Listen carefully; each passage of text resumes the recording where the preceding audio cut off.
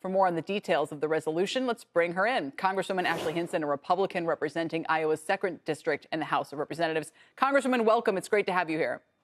Great to be with you. Important stuff we're trying to get done. So just to be clear, on the Senate bill, did that only bar senators themselves, or did it also bar their staff?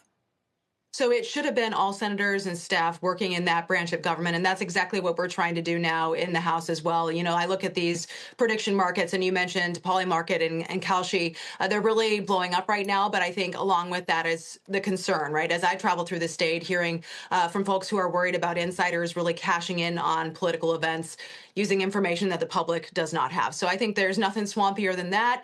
Whether you're an actual member of Congress or someone who's working knowing that information, we should be taking immediate action to ensure that the D.C. swamp can't make money off the policies that they're influencing every day. What would you give the likelihood of passage at this point if it already passed the Senate? Are you pretty close? You think this could be a done deal very soon here? Well, I hope so. I hope our leadership puts on the floor as soon as possible. And I don't know who in their right mind would vote against something like this, right? I think the Congress and the American perception of Congress right now is at a low point. And I think we need to do everything we can to make sure that members aren't taking advantage of the American people. They're not taking advantage of information. Congress shouldn't be a casino. Members shouldn't be trading individual stocks. I think that's another place where we need to take some action there. But I think this is a good start to make this rules change. And again, Elizabeth, I can't imagine who would vote against something like this. Do we need to go further? Does Congress need to start creating legislation that would include the executive branch and some of the, there's many officials, the judiciary, all across the country, state and local officials? Yeah. So I think this is a good, and I worked with Bernie Moreno in the Senate. So you talk about working across the rotunda here.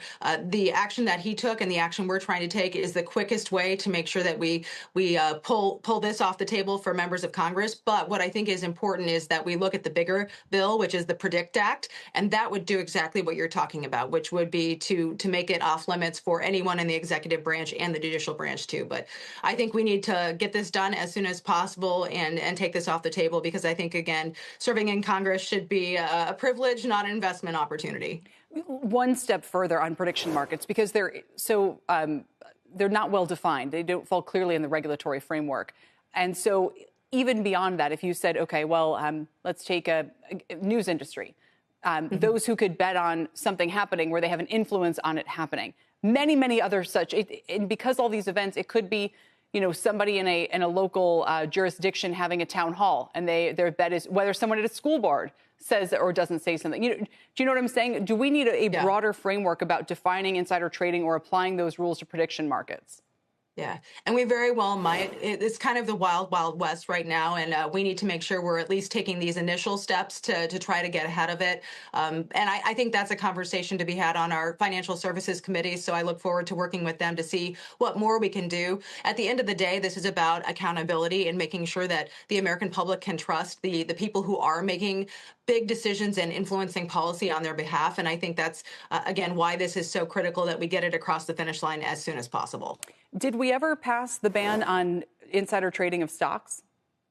So we had a piece of legislation that was making its way through the House Administration Committee, and I know Brian Stile has been leading on that, and I think that should absolutely be a priority as well. When I was named to the Appropriations Committee in the House, I made the decision I don't publicly trade stocks. I changed all of that to mutual funds and ETFs so that Iowans know that I'm not making my decisions based upon insider information. So I think Congress needs to lead by example here, and again, that's why I've tried to lead on policy like this with the prediction markets. And again, I don't think members of Congress should be getting rich off their job and the information they learn in the process.